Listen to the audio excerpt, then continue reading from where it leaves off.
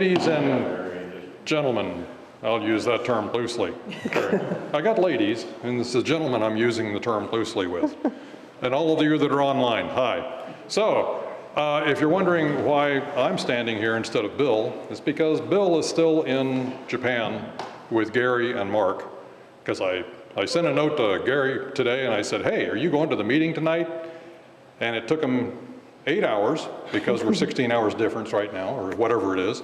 And he sent me a note about 30 or 40 minutes ago. He said, no, I'm still in Japan. I'll be home tomorrow. So like, okay, be that way. Don't come to the meeting. So, oh well, that's what I got to say tonight about that. So this evening, we've got Carol Schiraldi, and she's going to get us getting your photography to the next level in the new year. That's our speech for this evening, presentation. Before we get started, we have our next speaker is David Valdez. David was George W. Bush's White House photographer for a number of years. He worked in the government as a photographer. He was also the head of the Walt Disney Company's photography department, so he's got a lot of information, a lot of background. He will be presenting on the White House, his White House years, but you can ask him just about anything you want. The man is quite interesting in that respect. He and I had a nice conversation yesterday, and we went backwards in time.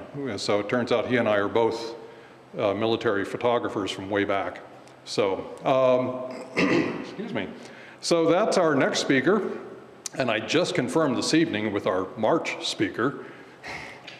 Stephen Burkich will be speaking in March on, he told me last month he was going to do this, so, you know. So Stephen will be presenting on astrophotography and all the ins and outs. He's going to give us all of the tricks of the trade. He's promised to just lay it out for us and make it so easy.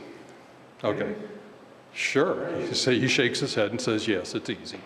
And then, let's see, that's March. So April, based on what everybody had filled out for the survey that we did at the end of the year, one of the topics that came up out of all of it was composition. And so I have taken it upon myself to find somebody to talk about composition. Don't worry, it's not me. It's a lady by the name of Jane Hogan, and she's out of the Georgetown area. She's been a teacher of art for years and years. She's retired, but she still paints, and she's a painter, not a photographer. So she's going to come and talk about the elements of composition instead of this is how we do it with the camera, because her work, I complimented her on some of her work in an email, and she goes, well, one was actually, that was the scene that I saw, and I painted it. I use photographs, she says, and then other times she goes, all these vases that you were talking about, or the pottery, she goes, no, those are pots that are hanging around my house, and I just decided I would mentally put them in the picture where I wanted them. So I said, yeah, you get to cheat, we don't. But we can, because we have AI. And she has a lovely couple of pictures of downtown. One is literally the artist's rendition of downtown Austin, of all the iconic buildings and everything, all crammed into a 30 by 40 canvas. So they're all stacked on each other. It's really interesting. And then she did one for Georgetown as well. So it should be an interesting talk. I'm looking forward to it. And that's about all I have for presentations. I think next month, it's this Tuesday evening, I believe. Is that correct? We got to get our pictures in for the competition? Yes. Okay, so it's this Tuesday, midnight. Please get your pictures in so that we can have, it's an open topic. So have fun. Let's get lots of images in and make the judges work really hard. And in the meantime, Vance has, yeah, should be Tuesday the 21st. 22nd? John just sent an email out saying must be in midnight to 19. Midnight the 19th. That's Sunday. No, it's usually Tuesdays. He sent an email out saying the 19th. Okay, we'll beat him up when he gets back. He's in India. He doesn't know what time of day it is either. It's the 19th in India. So Vance is, Vance, Daylight savings time or no, leave you. Yeah, so there you go, have it, you're at. Just wanted to give a little quick tip, something that I learned this weekend. I was shooting a dance gig over in Georgetown at the event center. The thing that I encountered for the first time this time is a wall of televisions, 4x4 wall of televisions as the backdrop to the stage. So the big deal is TVs, when you have a wall of them, they don't sync in sync. The TV sync rates are different, which for stills photography means you need to test your shutter speed against what the TVs are doing. Because if your shutter speed is too fast, some of them are black, some of them have a picture. If it's close to what your readout is, some may be a little bit darker than others, but they're still within acceptable range. I found that on my APS-C camera. About 1/200th of a second, you're okay, but if you're shooting multiple and you look at back to back, you can tell where one TV may be a little less than others. This is an example photo of the thing. This one actually worked, and I'll show it to there so that this screen can get it. But basically what you want to do is test out on stills your shutter speed before you actually get to the performance itself, so that you can see where you can sync and get all of the screens and TV showing at the same time. Too fast, you get blackout. And by the way, if you say, oh, I've got flicker reduction in my camera, does not help, because your mains, which is what's lighting the subject, is not where the flicker is coming from. It's behind the subject in the TVs. So turning on flicker reduction is not going to help you out. It will just slow down your continuous burst rate. So test it before you fire, because I found this out between Act 1 and Act 2. So, and I did, but it's like, luckily I was close enough to that edge that it worked out. Anyway, just a quick tip for any other event photographers before you hit it. That's right, John put out an email just not too long ago. We have any announcements? Are we ready to go? It's 21st. We're ready? Okay. Welcome. What about the 5th?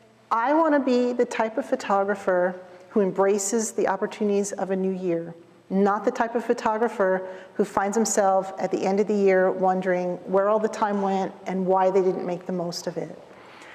It's a new year, it's a new year, it's a new you. This is a continuation of the marketing talk that we had done previously, I think it was last June. Tonight we're going to talk about getting your photography to the next level in the new year. My name's Carol. I think I know most everybody here, but just in case, my name's Carol Schiraldi. I'm a fine art photographer based in Texas, in Austin area. Oops, let's see if we can, did it not go? Yeah. Let's see if we can get, okay, why is it not moving? Screen 1 out here. Oh, it's out with here. the mouse. Oh. Because right now it's thinking that you're. Oh, is that, thank you, okay. So I had done a presentation of this material before, and we're going to do a brief review. I'm not going to go over all of it, but it is available. The first part of this is available on YouTube, and also you can get to it through the website of the group. So I would recommend, if you have not seen that, or if you just maybe want a refresher, it's out there if you want to take a look at it. I'll go over a few things briefly, but we won't go through the whole thing again.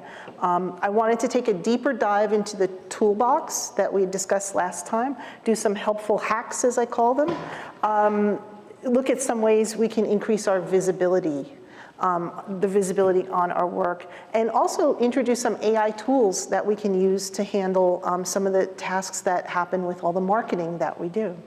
And then finally, I want us to think about setting our goals for the year. It's a new year. We just had a competition where you all picked out your oldies or over 2-year photos that you're fond of.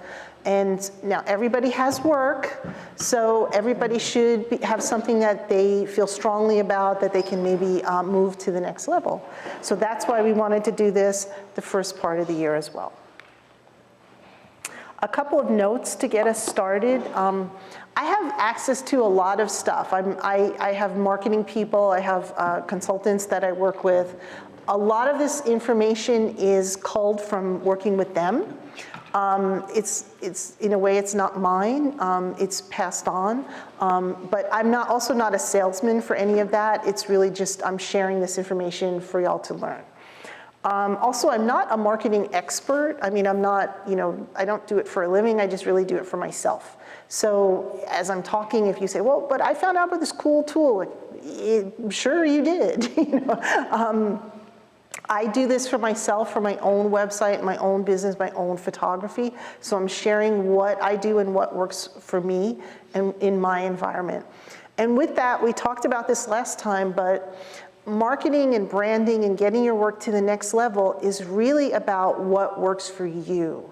I'm really can't emphasize that enough. Whatever works for you is what you need to do.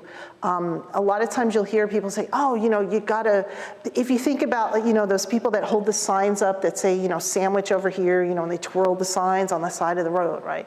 The first guy who did that sold 1 million sandwiches, right? Because everybody was like, oh, look at that, right? But if there's 20 people out there holding the sign up, what happens? Nobody buys anything, right? Because it's too overcrowded, right? So the first one to do it, it worked. The second one, maybe it worked a little. After it reaches a tipping point where not enough, right? No, it's not working for anybody anymore, right? So that's how marketing is. It really boils down to try what works for you, what you feel comfortable with your personal brand, and whatever works, throw gasoline on that fire and do more of it. And whatever you feel comfortable with your personal photography and advancing it to the next level is what you should do. So keep that in mind. And I do this really just to help out the Austin community. That's why I do this class. So last time we discussed a couple of common issues. I'm going to touch upon them briefly again. We talked about imposter syndrome and tiara syndrome, right? Imposter syndrome is the notion that you feel that your work isn't good enough, that maybe you can't take your work to the next level. It's not good enough. You're not good enough. You see all these people that have great photos, and you think, well, there's no room for me. Right, you need to think of success as a ladder, and everybody has a way up, and everybody has somebody above them, and everybody has somebody below them, right? So you're climbing that ladder all along. And you need to embrace the fact that your work is good enough, right? It just is. I mean, I've been a judge for the competitions with the club. I've seen a lot of different work. I can't tell you how many times, I'm on the jury judge panel and the beginner work comes up and we're all like blown away, like, wow, this stuff is really good, right? So everybody in the club has good work that's worthy of taking to the next level. Likewise, tiara syndrome is the notion that nobody's going to come knocking on your door and beat you down to get, it's not like, the police where they say, come out with your art up, it's not going to happen. You're going to have to open the door and go find the opportunities. You need to proactively get your work to the next level. No one's going to do it but you, and your work is good enough. So embrace that notion. Of course, now that I've said that, I'm probably going to move over here so I can sorry, Ed. It's easier for me to read. I'm sorry. We talked a little bit last time about thinking about yourself as a brand, right? It's kind of hard to think of that. Like you will say, well, I'm not a Kardashian, but I really want people to think about think of yourselves as a brand, and tonight we're going to look at some goal setting, right? Goals for the year, right? So I want you to think about, without the imposter syndrome, without the tiara syndrome, your work is good enough, but think about what success means to you. And I want to open this up. I don't want this to be a full conversation. So give me some ideas. Like if you were a successful photographer, what would that mean to you? Anybody want to volunteer? Is it selling a lot of photos, $1 million in prints? Is it landing a big client? Is it landing weddings? Do you want your images to be used to save wildlife? What, I mean, anyone? You haven't, you know, everyone's quiet. Go ahead. For me, it's probably more Oh, take the mic. on Sorry. the education side, because I do like teaching, Okay. workshops and stuff, being more successful, doing more workshops. Sure. That, as far as prints, oh yeah, I think everybody would love prints, but is that, you know, Sharing the gift yeah. and your knowledge of Is that photography even with a the thing? next generation. And are prints know? even a thing nowadays? Yeah, Oh, I yeah. print a lot for myself. Yes, yes. But, you know, just looking out there, when you look at other ones, you know, other photographers that have been around a long time, like Art Wolf, I mean, he made a lot of his money selling prints and for Patagonia and stuff. Yeah. But, I mean, it doesn't seem like prints are a thing anymore. I mean, some people buy prints here and there. You go to these little markets here and there, or Still a really big business, but it's very fragmented, so it's yeah, hard to get your maybe it's prints, watered down, Yeah, I guess. yeah. Yeah, I don't know.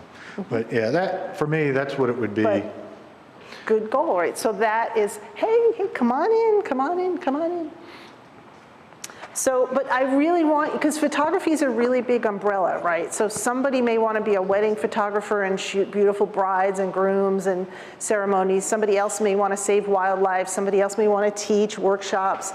Somebody else, you know, I sell prints. I mean, that's what I do, right? And merchandise and things, right? So that may be where I want to go, right? Because I'm more on the art side, right? Somebody else may be doing more editorial work, right? So I really want you to think about, for each of you to think about what success looks like for you.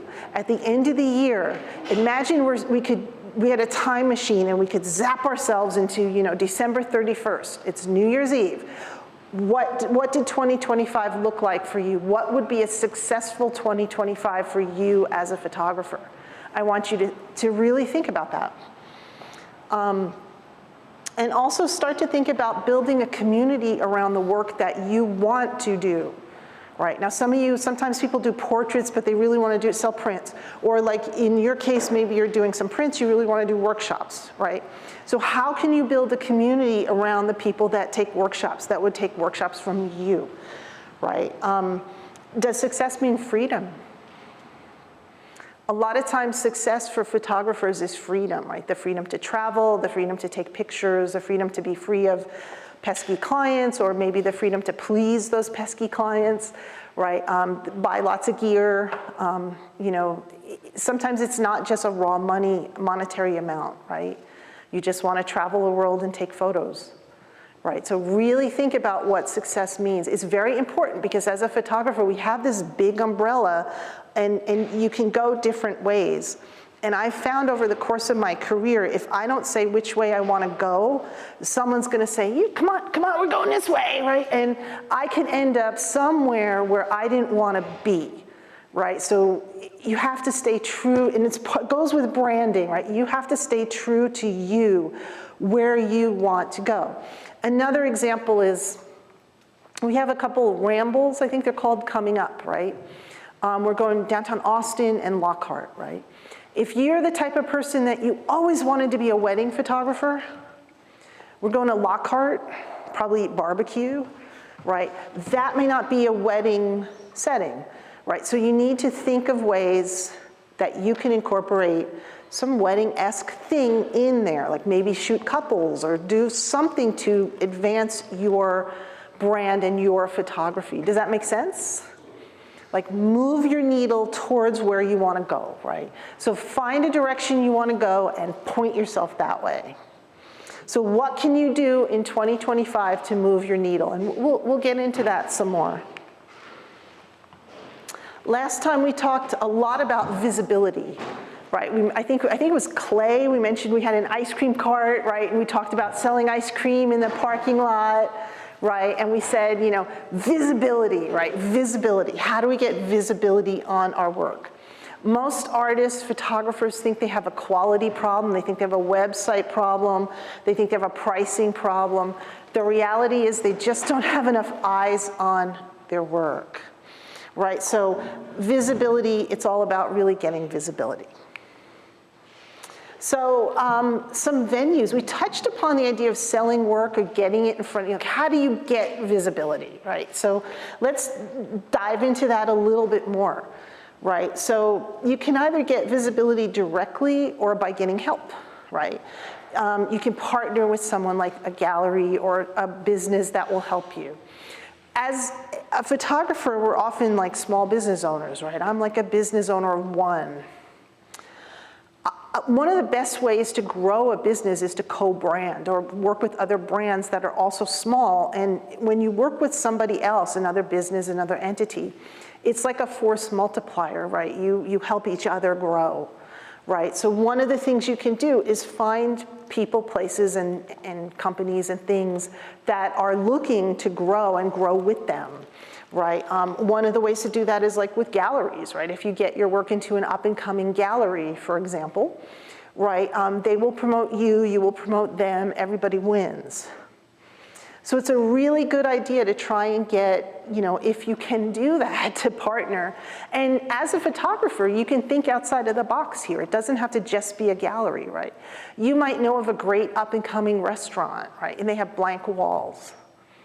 Go in and say, hey, can I put my photos up? And you promote the restaurant, they promote you, everybody wins, right? So there's businesses and places and people that we deal with all the time that can help us along our journey. So we can either, go direct or get help. Right, and I don't have an exhaustive list here, but some of the venues you can direct sell with your own website. Right, we talked a little bit last time about using like Adobe to build your own website. That's a great way to do it. You can use WordPress. You can use an outfit like Art Storefronts or Shopify or other venues to build a website. You can go to art festivals and fairs, right? That's where you're going to see a lot of the prints for sale, is these where you pitch a tent and you sell directly to the public, right? If you're interested in doing that, there's a Zapplication is the place where they list all the festivals like the Pecan Street and the Armadillo Christmas Bazaar and those kind of festivals. If you partner with folks, you can, there are online art stores. These are places like Fine Art America, Society 6, Saatchi, Redbubble, Etsy, Printful, Art.com, Zazzle, Zenfolio, there's a whole bunch of them. Those are a lot of the places where people will sell prints is through those kind of outfits. And again, it's a partnership with them, right? So you sell with them and you promote your shop on, Etsy, and then you promote them and they promote you, right? It's a partnership. You can sell through stock photography, like Adobe has its own stock, right? And also Getty Images has its stock. These are difficult to say. iStock Photo and Shutterstock, I got through them without tripping over my tongue. Those are all stock agencies where, like what happens is, let's say you take a picture of a cat and someone goes in and says, like a business will go in and say, I need a picture of a cat, and they look through a catalog and they pick yours and then they publish it and you get kind of a flat rate. So like, I'm a photographer on Getty Images, so you can go through and like, I think I shot, I have some images from Georgetown, like the dome up in Georgetown is a building that has an onion dome. So if you go in and you look Georgetown Onion Dome, my photo comes up and you can buy it, and if they buy it, I get a flat rate for using it, right? So that's one way to make money with your photography. Is there one called Alamy? Yeah, Alamy, there's a whole bunch of them. There's a whole bunch, and those actually, unfortunately, are being very impacted by the AI movement. Because now what happens if you want a picture of a cat, you just go in and say, generate a picture of a cat, and you get a cat with 6 arms, but you still get a cat, right? So, go for it, right? photos have greatly decreased in value because of those sites. Yeah, exactly. And somebody mentioned Art Wolf earlier. He made a ton of money on stock photography back in the day. It was, I think he said he put his kid through college with stock photography. So it can be very profitable, but it also all of these things have their advantages and disadvantages, right? I'm not advocating for or against them. I'm trying to just share some opportunities that you could have. There's also art licensing. There's a place called the Bright Agency or artlicensing.com. And licensing is like a company that will license your photos, and they'll be used in places like greeting cards, or a lot of times it's book publishers. It can also be like Pier 1 when they sell art. A lot of that is licensed art. And usually what happens when you license art is they license it for a period of time, like 18 months or something, and they make lots of prints of it. They print it on canvas or whatever, and they sell it. If you go to like TJ Maxx is another one, a lot of their art is licensed art. But that can be another venue for you to partner and sell your work. And of course, there's traditional galleries, right? In Austin, we have, I think I listed a couple, Wally Workman, Art for the People, and Grey Duck. Those are a couple traditional galleries where you can sell your work. There's also a couple of venues, for those of you who know me, I'm volunteering now with Round Rock Arts. And they have, they're an organization that they have 3 galleries in town, and they do a bunch of juried shows. Austin Visual Arts Association also does a bunch of juried shows. Williamson County Art Guild. So there's organizations that will do group shows on a regular basis that allow you to show your work and sell your work. So that's another venue that you can work with them. We talked about it last time too, but if you want to find buyers for your work, you have to take your work to where the buyers are, right? That's the visibility thing, right? You have to put your work in front of the people that buy it, right? So in 2023, 78% of art sales came through Instagram. The year before, it was 73%. So Instagram is still the #1 social media platform. In the first talk, I mentioned a whole bunch of different social media, Instagram is still the #1 place. And it's helpful to think of Instagram as sort of a credit check, right? People, even if they find you through another venue, a lot of times they will look up your Instagram account to see, what you're doing, if you're really an artist, what kind of art you do, they look at that grid, right? So think of it as your credit check as an artist, right? If you want to buy a truck or something, they run your credit, make sure you can afford the payments, right? Instagram is, do you have credibility as an artist, right? That's what people look at.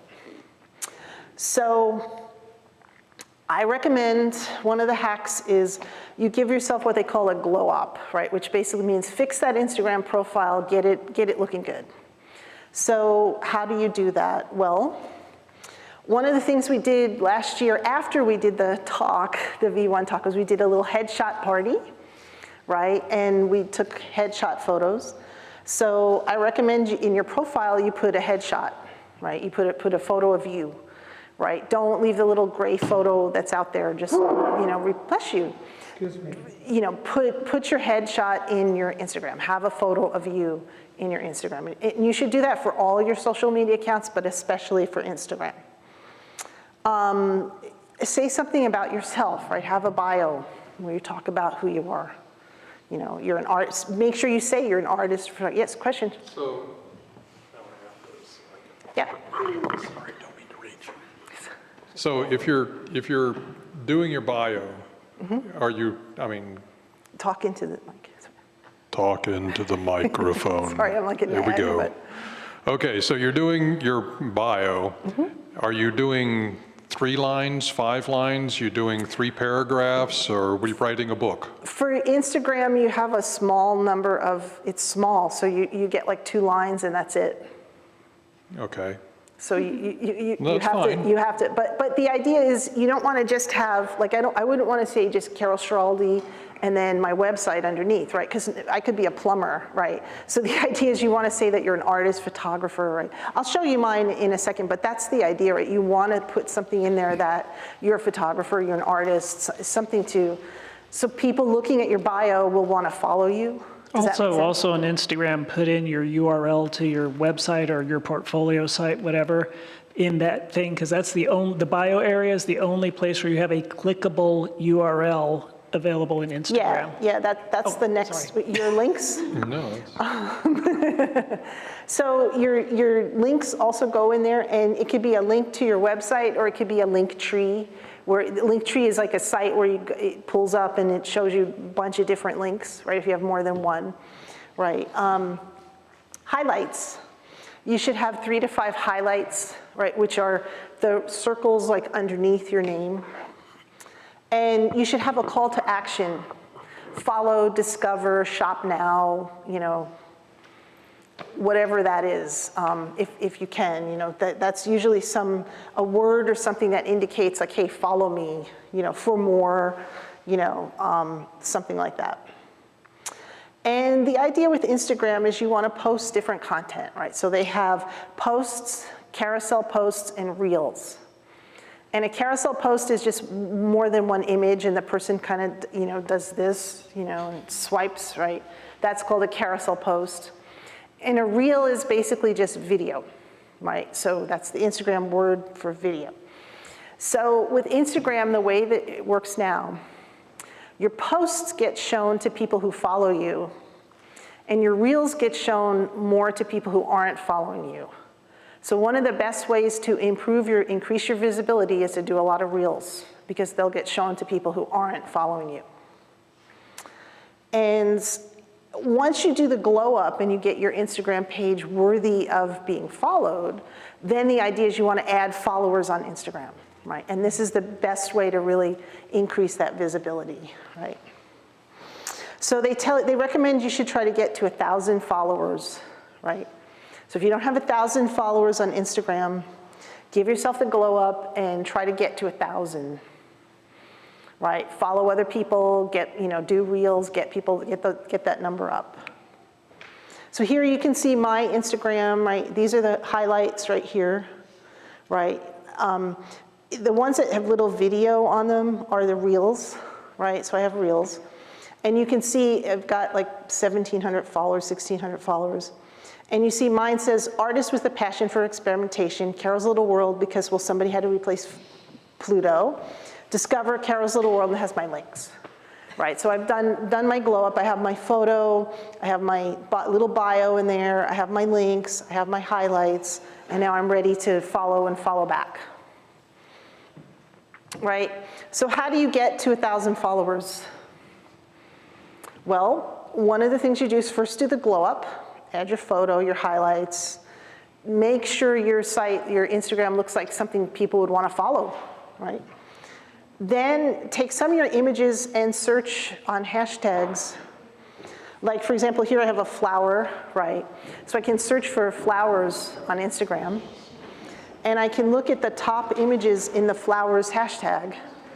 And I can look at those images and find people who've liked or commented on them and follow them, right? Then some of those people will follow you back, and that's how you get, that's how you can grow. Now, Instagram has a weird thing. If you follow too many people, they think you're a spam or a bot or whatever, and they'll lock your account out.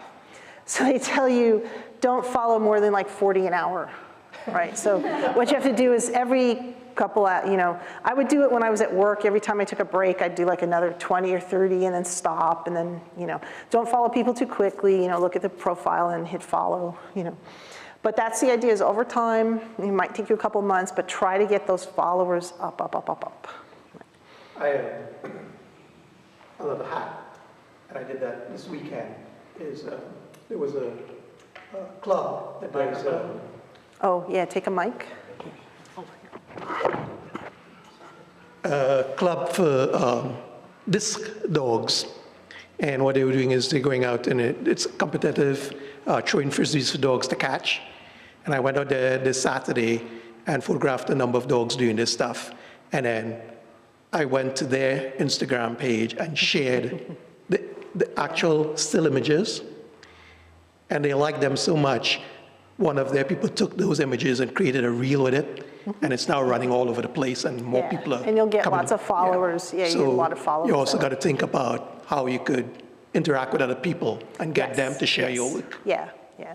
And then also if you're in a show, like some of us are in the city center, some of us are in New Beginnings, some of us, we did the Jester Annex show, right? So go to Round Rock Arts, look at all the people that follow them, go to, you know, the city center, Round Rock Arts and Culture, look at all the people who follow them. If you do a show, look at the gallery, look at all the people who follow them, look at their followers too, and, you know, just grow over time. So, and then I said, our homework assignment, one of the things that happens with Instagram, right, is it shows you things that it thinks you want to see, right? So if something is popular, if your followers like it, it'll show you more of it, right? Likewise, if it thinks something is popular, it will show it to more people, right? So one of the things we can do as a group, we have what, like 100 people in the group at least, something like that, right? If we all followed each other on Instagram and all liked and hearted each other's images, they would get shown a lot more across Instagram, right? They really would. It's a way for us to sort of dominate in the photography categories. Even if, you know, someone shoots birds, someone else shoots weddings, doesn't matter. If you get lots of hearts and likes, the algorithm's gonna be triggered. It's gonna show your work to more people. So one of the things you can do, follow people from the group. Like really follow everyone share your Instagram, follow each other. We should do that anyway. It's a way for us to critique each other's photographs without doing, you know, we only get one competition once a month, right? This way you can see people's work way more often, right? So, and really it doesn't take that long to like hit a heart on someone or leave a comment if you like their work. If you see it on Instagram, like just give them a heart, give them a like, right? It really will help the person. So we should really try to do that a lot more, especially on the Instagram platform. So artist statements. One of the things that happens is, who here loves writing an artist statement? Raise your hand. Patrick's joking. So, He really likes it. yeah, no, I'm not buying it, sorry. So everybody wants a really cool artist statement because it will help them to get into a gallery, right? But nobody wants to write one, right? So what to do, right? So ChatGPT is your friend, right? But here's the thing, I'm gonna show you my little hack for writing an artist statement with ChatGPT, right? And before I do this, I'm gonna take a little sip of water because unfortunately, I tried to make this not boring. So we're coming to the little bit boring part of this where I have to read a lot. So I'm gonna take a sip of water, so pardon me. Okay, so ChatGPT. If you just go into use ChatGPT and you just say, give me an artist statement, right? It'll sound like everybody else's artist statement, right? The phrase that comes out of ChatGPT on a regular basis, the interplay of light and shadow, it uses that all the time. I swear that makes my blood pressure go up. If I see that again, I'm just like, oh God, it smells like ChatGPT, right? So I recommend you start with your images if you can, and you should try to have about 6 images. You can do it with fewer. It's hard to do with 1 or 2 images, but you want to do at least 3 images if you can. And more is okay, you can give it 20 images, but you know, really if you have less than 3, it's hard to write an artist statement, right? Because it's supposed to be about a body of work, right? So I thought I would walk you through writing an artist statement that I did for my latest body of work. So I used ChatGPT, and I'll walk you through the steps I did. So I started with 6 images, right? These are all, what I did was I picked words to describe my images, right? So I started with a couple words that fit the body of work, right? So my words were surreal. These images were all inspired by the surrealist movement in art, right? They are all square, right? You can see them here, they're all square, right? Multiple exposure, they're all multiple exposure images, right? And archetypes, they are all represent an archetype, right? When I was doing these, I didn't want to make just like a visual riddle, right? I wanted to make something deeper, so I thought, okay, like each one could be like a character, right? So like this is the gardener, this is the bird watcher, this is the writer. So each one has an archetype as part of the work, right? So this is not an artist statement, right? This is a couple of adjectives to describe the work, right? But you're wrong because I have ChatGPT. So let's get an artist statement out of this, right? So boom, let's go. Okay, so I sit down at ChatGPT and say, hey, ChatGPT, can you make me an artist statement? And it says, certainly, right? Please provide some details about the artist and their work to make a statement personal and authentic, right? So it asks you for medium, themes, inspiration, process, goals, style, right? So it will, you can feed this into ChatGPT, right? And I will tell you without looking that you will end up with the interplay of light and shadow at some point. But let's walk through it anyway. So I responded with medium photography, right? Theme, surreal, and process, multiple exposure, right? That's really what my body of work was about, right? And lo and behold, it gave me an artist statement, right? So this is where I have to read it. My work in photography is an exploration of the surreal, an attempt to merge reality with the extraordinary, creating spaces where imagination and perception converge. Through the technique of multiple exposure, I layer images to construct narratives that are both familiar and otherworldly. Each composition is a dialogue between the seen and the unseen, the tangible and the dreamlike. I am inspired by the fluidity of memory and emotion, seeking to capture moments that feel suspended in time, neither entirely real nor entirely imagined. The process of creating my work is deeply intuitive, blending spontaneity with intentionality. By layering visual elements, I build images that invite the viewer to question their own interpretations of reality. I aim to evoke a sense of wonder, encouraging audiences to embrace ambiguity and discover new meanings in the intersections of light, texture, and form. That's close to the light and shadow, right? Photography for me is more than documentation, it's a tool for transformation. It allows me to reimagine the world as a place of endless possibility and to share that vision with others. Sounds very good. It sounds very good, but it's not great, right? It could be better. It doesn't mention my archetypes, right? It's a bit generic. It's got a little bit of that light and shadow going on in there, right? It's not quite what I would call an artist statement yet, right? So I thought one of the things you can do, and this is really critical, this is the hack, right? You can feed it some writing and ask it, what style is this writing? And it will tell you.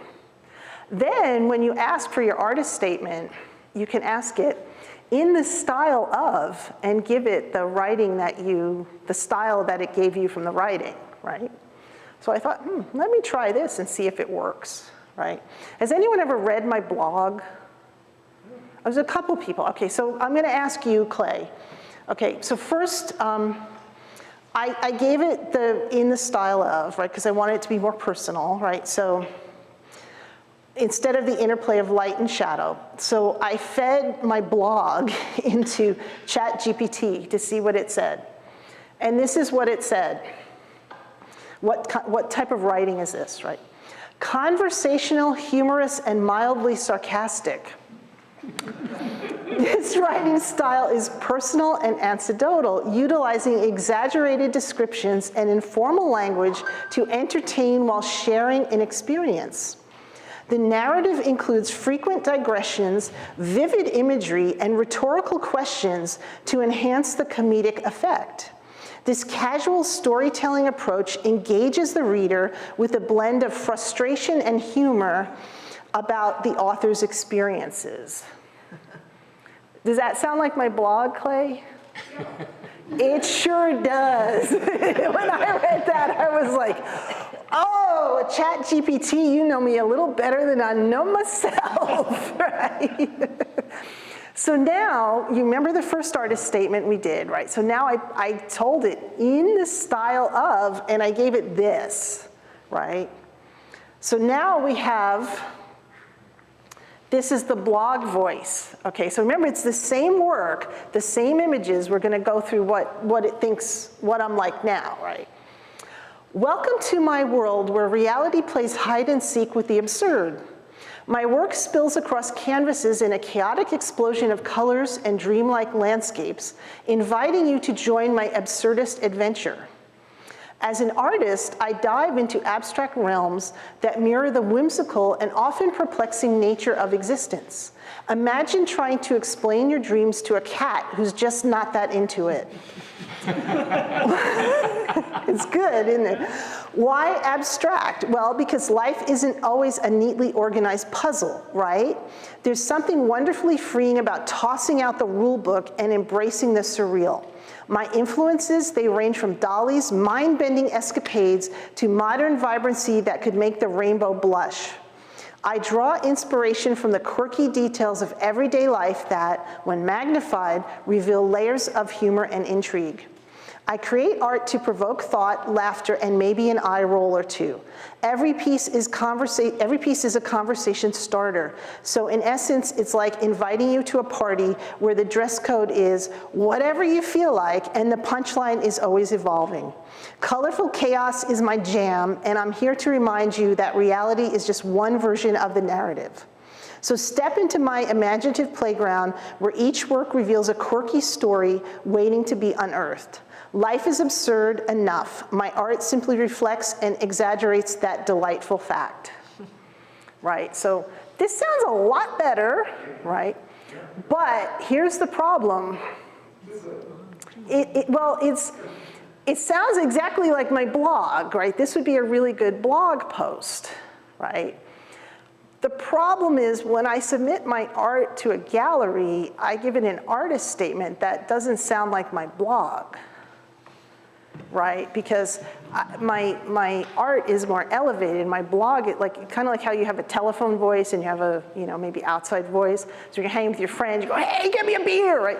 But when you answer the phone, you go, hello, how are you today, right? And it's not, hey, dude, how you doing? It's a different voice, right? So this is my hey, dude voice, right? So it wouldn't necessarily go, it may or may not go with the work, right? Depending on the work that you're doing too, right? You have to look at the work and decide, does it match, right? So this does sound a lot like my blog, but do I want that as an artist statement, right? So now I have a choice. We have basically three things going on. We have the generic interplay of light and shadow. We have my blog, or we have kind of what's behind door number 3, right? Can I drop the sarcastic and add the poetic that I usually do for my artist statements, right? So what I did next was I took one of my artist statements that I wrote and passed it into ChatGPT. So I'm gonna, in the interest of time, I'm not gonna read this, but this is one of my artist statements for Poetry of Ice, right? This is one that I'd written before. It's in my artist statement voice, right? So, I don't know, maybe I should, I'll skip it. But I fed that into ChatGPT, and this is what it said about it. The artist statement Poetry of Ice demonstrates a style that is poetic, reflective, and evocative. Here's an analysis of its stylistic features. Poetic and metaphoric language. The text uses imagery and metaphors to draw parallels between their natural world and artistic expression. For instance, it references the transitory beauty of ice and connects it to human experiences and creativity. Reflective and philosophical. I'm not gonna read all these, but I'll kind of skip through it. Descriptive and visual. Personal and emotional. Lyrical and flowing. The style aligns with the artist's statements intended to evoke emotional resonance rather than solely providing technical or factual descriptions of the work. It's designed to complement the artistic work by engaging the reader on an intellectual and emotional level, right? So this is what I want my artist statement to sound like, right? Not my blog, although that was pretty cool with the cat thing, you know. I may use that as a blog post, right? So now, again, I have a choice. Do I do a generic artist statement? Do I do the blog one? Or do I feed this in and get a third one, right? So this is the third one that came up. Archetypes of the surreal mind, the many faces of being. Through the alchemy of light and lens, I craft images that exist between worlds, where dreams and reality merge and the unseen whispers its truth. Using multiple exposure photography, I layer fragments of time and space to reveal the archetypes that dwell within us all. The writer, the gardener, the bird watcher, the artist. Each square frame is a window into a surreal tapestry woven from the vibrant threads of memory, imagination, and identity. Colors spill like thoughts, blending and converging, creating landscapes that feel at once familiar and otherworldly.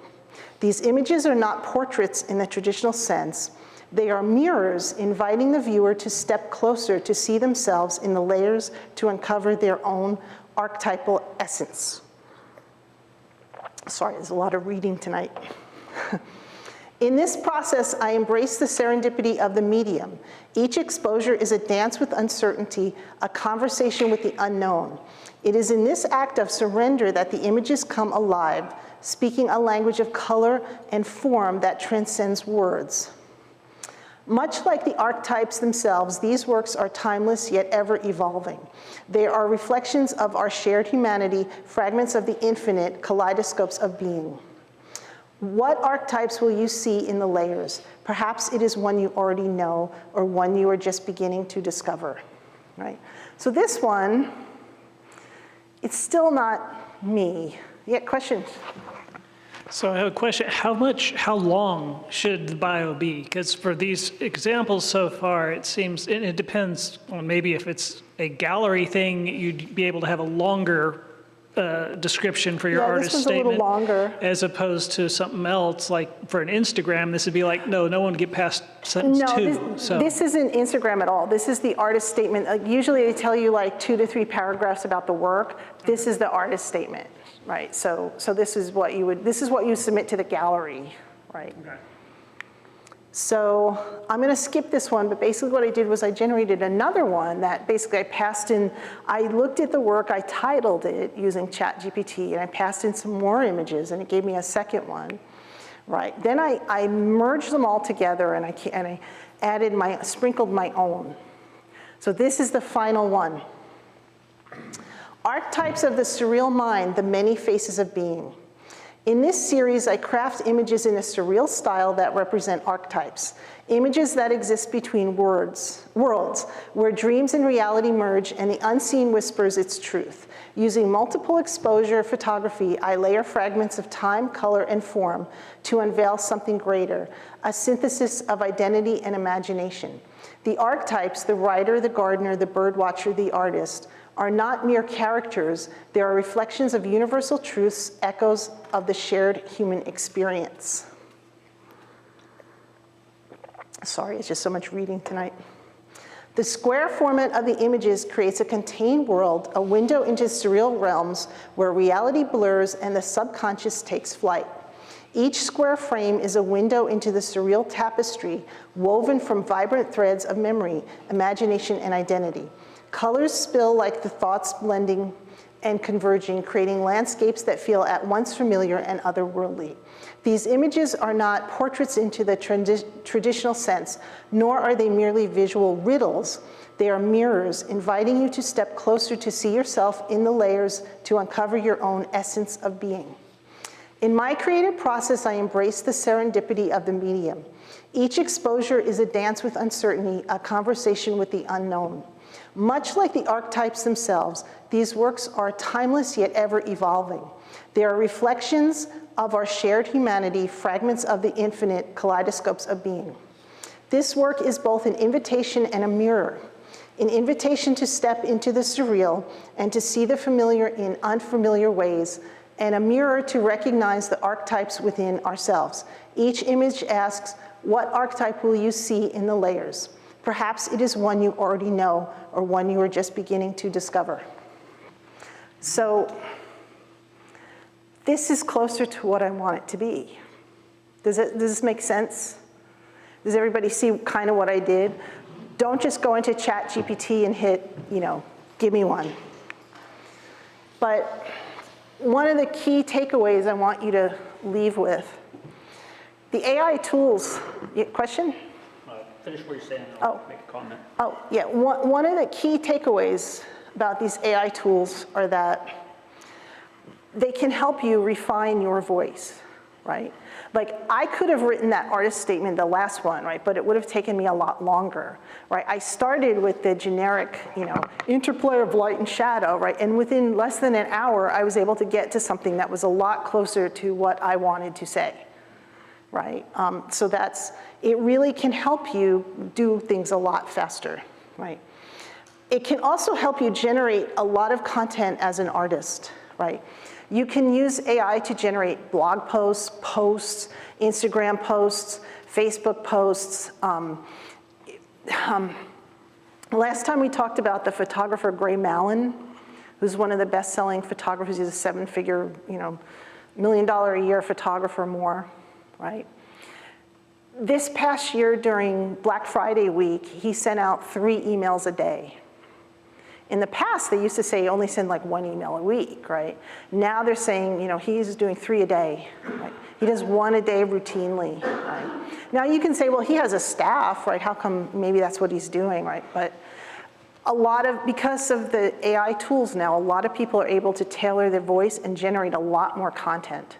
So you're seeing a lot more posting, a lot more, like Instagram is moving a lot faster, right? Because everybody's got AI and they're able to make a lot of posts more quickly. Right, and you're able to do it in your voice, right? And then finally, AI can help you define your brand, right? You saw how it did my voice for the blog, right? It really nailed my voice, right? It can help you define who you are. Like you can even pass in photographs and say, what style are these?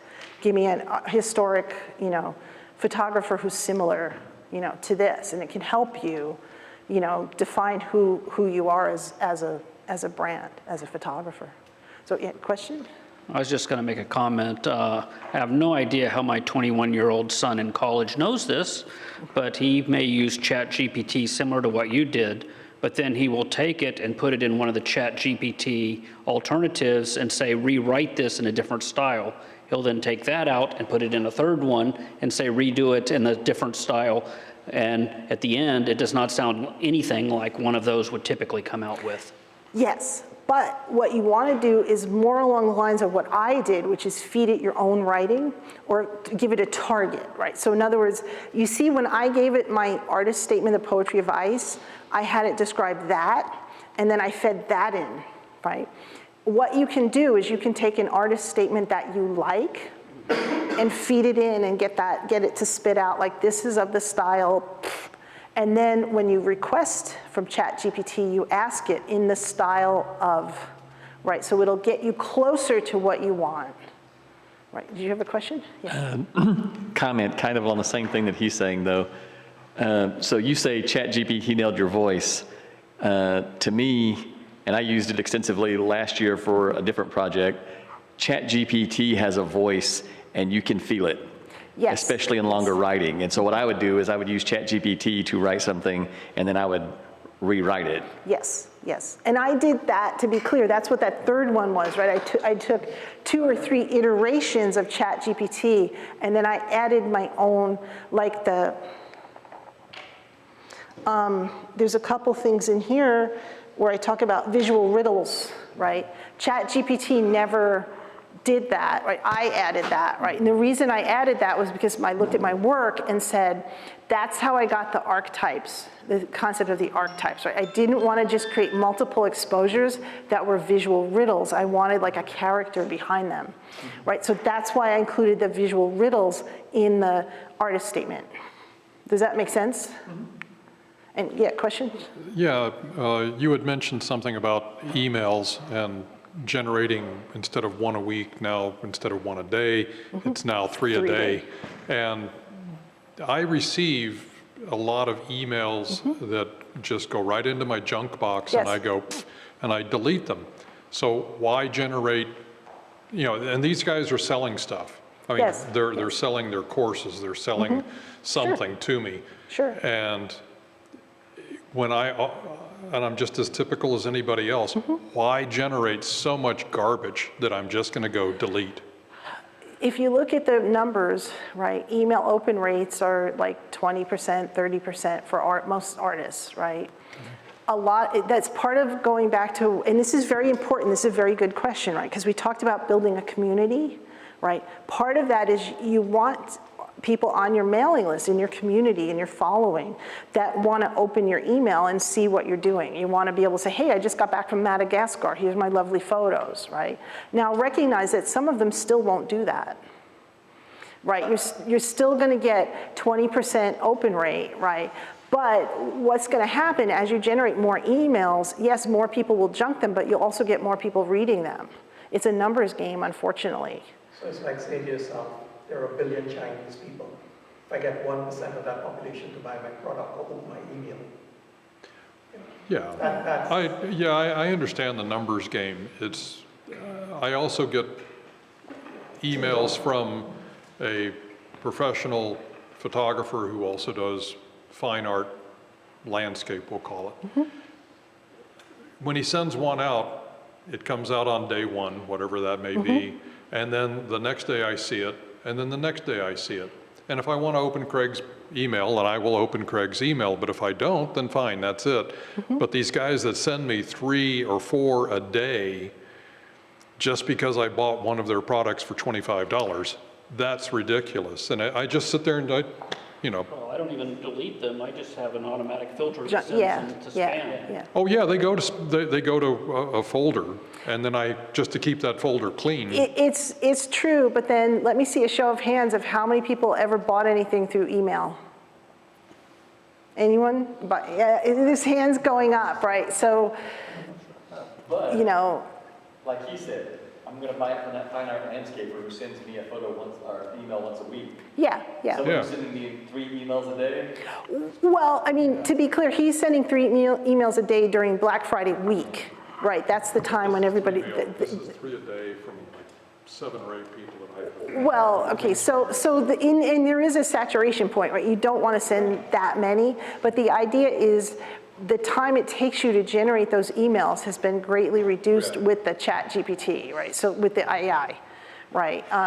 And then also the time it takes you to do social posts, the time it takes, a lot of the tasks we're doing, especially in the marketing space, can really be reduced with the, with the AI. And seriously speaking, why are you even reading email? If AI should do that for you. It does, right? It does. That's why it's scanning. Content has been greatly reduced. Yep. And the time to filter that content has been greatly reduced. Yes, yeah. And Apple will automatically filter a bunch of this email for you, and I'm like, Yes, and yes. usually I go look at my junk email, okay, you don't belong What, here. you don't belong yeah, here. yeah. Had to get the school attendance records out of junk. Yeah, sometimes you have to fish stuff out of junk, right, But Apple says, okay. Yeah, yep, yes, it's true. So like, if he's driving and I send him a picture, he's driving, he can't look at his picture. His AI tells him what the picture is. Yeah, So the AI does read it yeah, to him. yeah, I was talking to Patrick. yeah. I talked to my husband. Moved that I love you.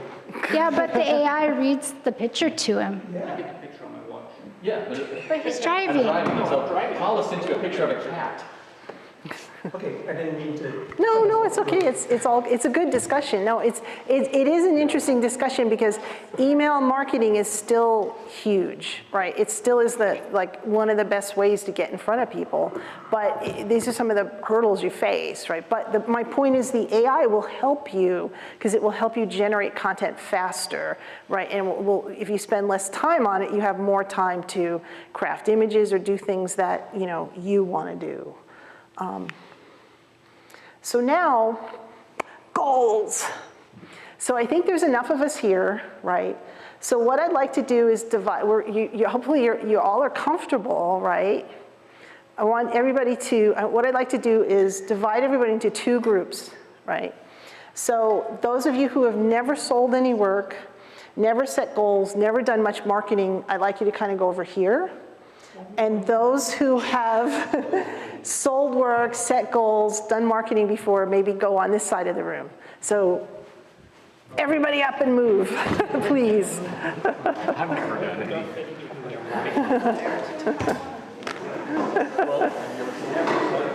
If you haven't sold any work, if you're a beginner in marketing, over there. If you've sold your stuff before, over here, please. Yeah, stock can, it's up to you whether you feel comfortable marketing your work or not, right? So please get into a group.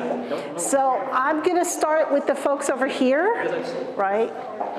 You know, it's where you feel comfortable, right? If you feel like you're right. So I'm going to start with the folks over here, right? So I'm going to start with the folks over here, right? So you guys are the folks who have not sold a lot of work, or no, now remember we talked about this last time, right? Your language defines who you are. So you're emerging or your new perspective photographers, right? You have to not, you're just starting out on your marketing journey, right? So I want you to think about your goals for 2025, right? What could your goals be? Right, we talked about your version of success, right? So hopefully you have a vision of success, right? Is your goal to sell a lot of prints? Is your goal to save the wildlife? What is your goal, right? Teach workshops, think pie in the sky. What is your goal, right? And then I want you to think about for 2025, right? What can you personally do in 2025 to move you closer to your goal? So what I did was I picked one thing. I said, if you've never sold a piece of work, maybe your goal is to sell lots of work, right? So for 2025, what I want you to do, if that's the case, I want you to sell one photo. That's it. Like, that's your goal, 2025, one photo, right? Break it down to something that's manageable that you can do, right? So you don't have to share with me if you don't want to, right? But how would you go about selling one photo? You put more photos up, okay. One of the other ways you can sell more photos, right, and they're chatting over there instead of listening to us, right? You're supposed to listen to us, right, so, but, so now we're trying to sell one photo, right? So how can we sell one photo, right? So we had a suggestion of, which is a good suggestion, by the way, I'm gonna repeat it, put your stuff up more. Right, that's a great way to do it, right? Another way to do it, we talked a little about co-branding, right? You can ask for help, right? You can ask people who've sold work before, hey, how'd you sell your work, right? Where are you going to find people who sold work before?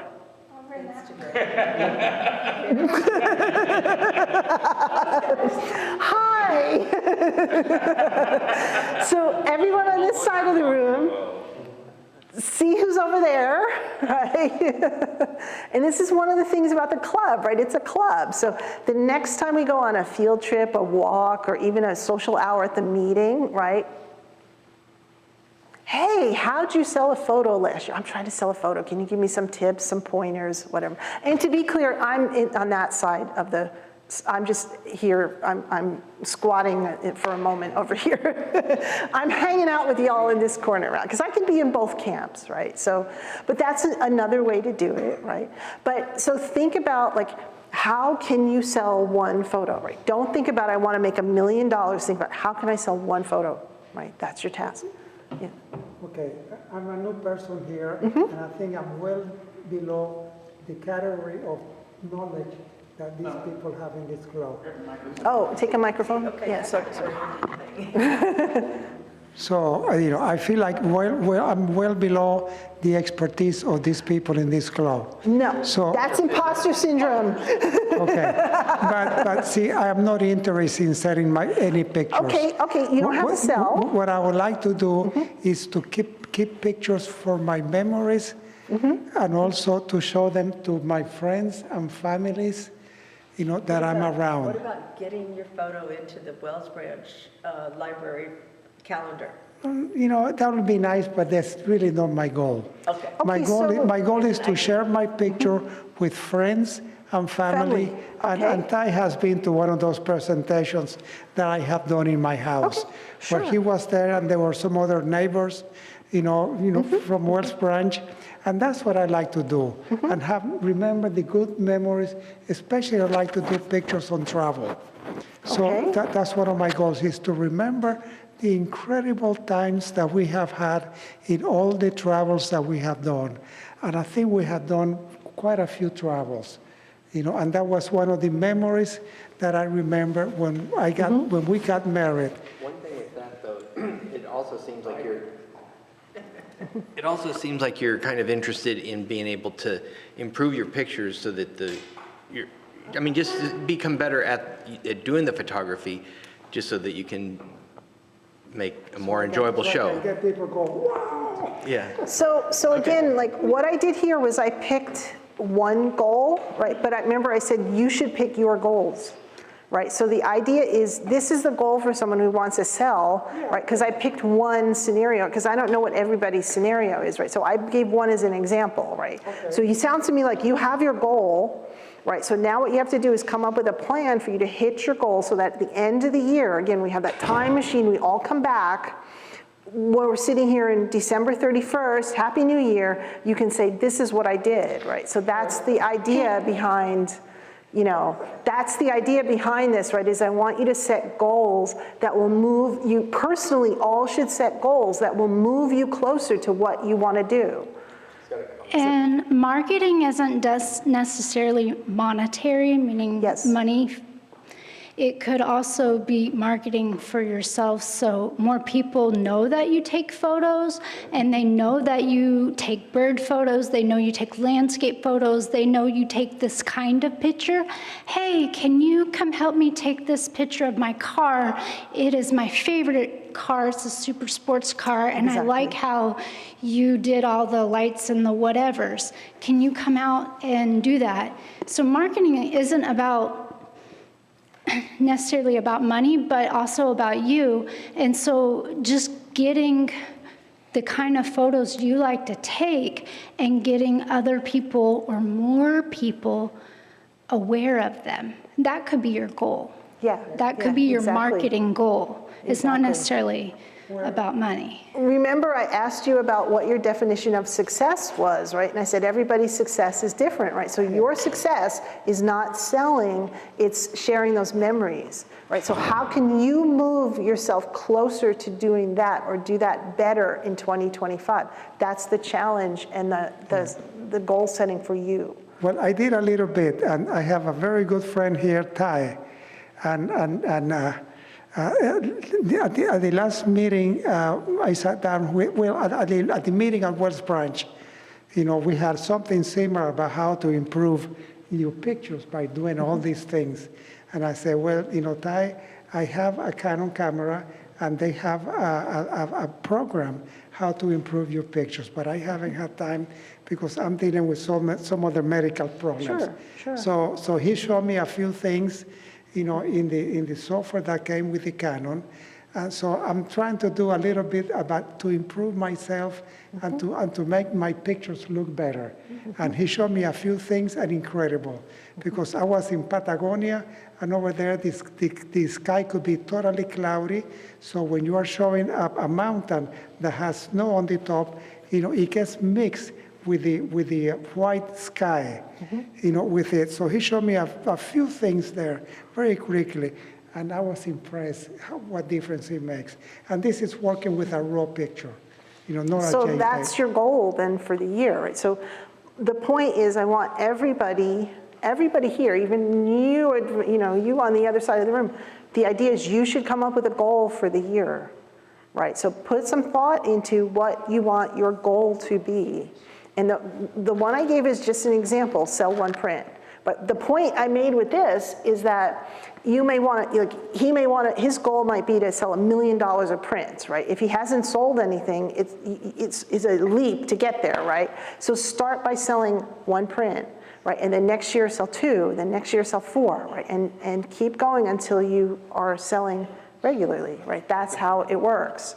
I will buy your first print.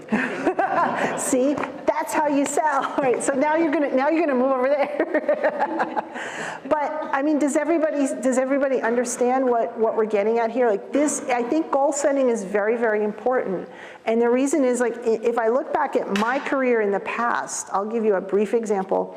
One time I decided, like, I had done all these exhibits and I thought, okay, I really want to be international. So I started the year, I said, okay, I'm gonna do international shows, right? So I had 1 year where I did a whole bunch of international shows. I had my work like all over. The end of the year, I looked at my shows and I went, you know, it's really just a lot of shipping fees and I don't have anything better for it. So I'm gonna change course. I'm not gonna do as much internationally, right? That's fine, right? But the point is, over the course of the year, I learned about, like, okay, I don't need to do international shows, right? It's not something that, you know, fuels me or whatever. It's not something I really want to do, right? So sometimes making your goal will make you realize that's not the direction I want to go in, right? Other times I've done stuff where, like, I wanted to do an album cover, I want to do this, I want to do that, and I got to June and I hit all my goals. I'm like, wow, if I focus and I get myself on the path, and I just identify and say, this is what I want to do, I get it done, right? So that's the other thing you need to be aware of is, like, not just set your goals, but take stock of your year, like maybe in March and June and the fall. Look at, like, are you really moving closer to the photographer you want to be? And no one can say that, you know, every one of you has a different destination, right? So you have to decide where you're going to go with it. The point is you should decide, and you know, again, we talked about imposter syndrome and tiara syndrome. Your work is good enough, but you need to proactively take steps to get to where you want to go. So identify your goals. It's the first part of the year. It's January, right? And then it's 16 days into January. So if you want to sell 1 million prints this year, you have, you know, 365 minus 16 days to do it, right? But try to break it down into something that's manageable that you can do for the year. Clay, you had a question? You said something about, you promised us some more AI tools. Yes. Have you covered all your AI tools? Yes. Time is running short, we want to hear. Yeah, we just have to do their goals and then we're wrapped up. Okay. So sorry, so. Take it. Okay, so, yes, So this is a lot of work. And you know what else is a lot of work? what? A job. Who here has had a job where you listen to somebody talk about goals Yeah, it's true. and barely stayed awake through it? Well, all that stuff, like SMART goals, are equally applicable. Yes, Specific, yes. measurable, attainable, Yes, relevant, time-based, actionable. Yes, yeah. And it's true, I mean, it does feel like a job, but the thing about it is, if you don't, again, if you don't move your photography, no one will. And as you move and you move to the next level, that success will reward you, right? If you do goals for work and it's tedious, but you do it for photography and you get a reward out of it, it would be better, right? So that's another thing to think about. So now, since we are running short, we're gonna go over here, right? So, okay, this one's a little trickier. So you folks, right? So you sold something or you did something for your goals in 2024, right? So congratulations, right? Good for you, right? You don't have the benefit, like there's no other group over there. We can't ask them how they sold more than you did, right? You're kind of out of luck, right? This is where the room ends, right? But I want you to think about what you did last year and if you can double it. Double what you've done, right? So if you sold one piece, sell two. Now, double can take a bunch of different forms, right? You can multiply your sales revenue by 2. So if you sold $100, now you sell 200, right? It can mean increase the number of prints sold. If you sold one print, maybe now you sell 2, right? It can mean you increase the size of the prints sold, right? If you sold an 8x10, maybe now this year you sell a 16x20, right? It can mean increase the volume of prints, right? Maybe you sell, 10 instead of 15, right? It can mean increasing the bump up, meaning you sell something along with the print, like a merchandise or something like this, a calendar, right? It can mean you increase your geographic marketplaces or outlets where you sell your work. Maybe you sold work in Austin, sold 10 pieces in Austin, you want to sell some work in Florida, right? So how can you get to Florida, right? I mentioned bump up. Another way to do it is to cut your costs, right? If you cut your costs in half, it's a way of selling twice as much, in essence, right? It's a hidden way of doubling, right? So I want you to think outside the box about how you can double what you did in 2024, right? If you're a portrait artist, selling double can mean more clients, larger packages, right? It can mean more sittings, higher sitting fees, right? Getting repeat clients. You know, a lot of times it's selling to people you've already sold, selling more work to people you've already sold, right? So I want you to think about how you can double what you did in 2024, right? So hopefully you have a goal in mind, right? Because we all had our goals set. So think of a goal for you personally, your personal goal, and then think about how you can double what you did in 2024. And the way to do it is to think about what worked and what didn't, and do more of what worked and maybe less of what didn't. But really think about your goals, where you want to be at the end of 2024, at the end of 2025, I mean. Okay, does that make sense? Does everybody have a goal in mind for themselves? I see some folks are like, yeah, I'm not gonna do this, but you know, it really makes a difference, I'm telling you. So again, we're getting to wrap up. We did a little more of the mindset reset. We touched upon the imposter syndrome, tiara syndrome a little bit more. We talked about some hacks, some Instagram and AI hacks. We talked about visibility, right? How to get, you know, a little bit more about how to get your work in front of the right people, right? We set our goals. So with that, it's been long, I know, I'm sorry. This marketing is always kind of hard, and this one had to do a lot of reading, but I will open it up for questions, comments. Yes, question? Your past slideshow was on the webpage. Are you going to put this one up as well, or have them put it up? Yeah, we'll share all the slide decks and everything at some point. Not instantly, but at some point. So I know it's a lot of information. Thank you for staying with me. I'm sorry I made y'all move. I hope you got something out of it. I hope it makes sense. And I really do hope everybody sets a goal for themselves for the year.